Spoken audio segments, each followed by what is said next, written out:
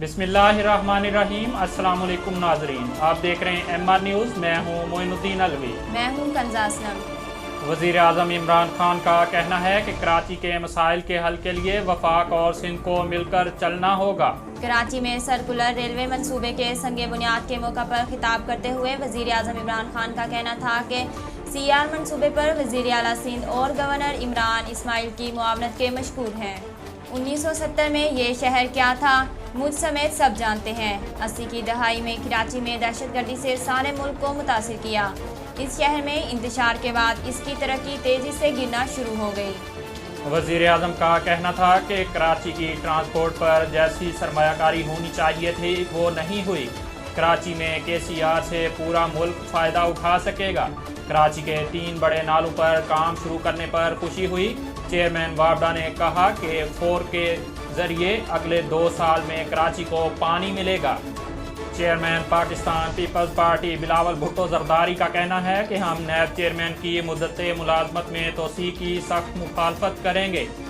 Pakistan people party के chairman Bilawal Bhutto Zardari ने Twitter पर अपने पैगाम में कहा है कि PPP नैब चेयरमैन की मुद्दत मुलाजमत में गैर कानूनी तोसी की सख्त मुखालफत करेगी। कानून में मुतय्यन मुद्दत में तोसी नहीं हो सकती। थाना फरीद टाउन की हदूद में मालिक मकान ने कम उम्री का फ़ायदा उठाते हुए लड़की से ज्यादती की। पुलिस हुक्काम के मुताबिक साहिवाल के थाना फरीद टाउन की हदूद में मालिक मकान ने यतीम लड़की को ज्यादती का निशाना बना डाला। वाक़े की FIR दर्ज कर ली गई है, जबकि मुतासरा लड़की को मेडिकल के लिए अस्पताल मुंतकिल कर दिया गया है। सुप्रीम कोर्ट ने मुल्क में सदारती निज़ाम लाने से मुताल्लिक तमाम दरख्वास्तें खारिज कर दी। अदालत उज़्मा ने दरख्वास्तों पर रजिस्ट्रार सुप्रीम कोर्ट के एतराज़ात बरकरार रखे। गुज़ार अहमद रज़ा कसूरी ने कहा था कि मुल्क में सदारती निज़ाम लाने के लिए वज़ीर आज़म को रिफरेंडम कराने की हदायत की जाए। मुल्क में कौम का पैसा चोरी हो रहा है और महंगाई है। जस्टिस मुनीब अख्तर ने कहा कि मुल्क भी तो 1962 के सदारती निज़ाम के दौरान ही टूटा था।